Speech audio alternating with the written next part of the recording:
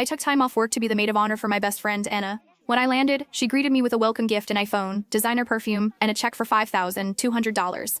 Just a little something, she said, hugging me. You'll always be the most important person in my life, Stella. I was deeply moved. The next morning, I went to her suite in my bridesmaid dress. Anna was getting her makeup done. She waved when she saw me, then her expression turned cold. Get out of my wedding, she said flatly. I laughed nervously, thinking it was a joke. It wasn't. If you don't leave, I'll call security. I stood there in shock, asking what I had done wrong, begging her to explain. We had been laughing together just hours earlier. Nothing made sense. She refused to explain. Instead, she ordered security to remove me and told the makeup artist to take my place. When I tried to give her the handmade fan and spent nights making, she threw it to the floor and told me to leave.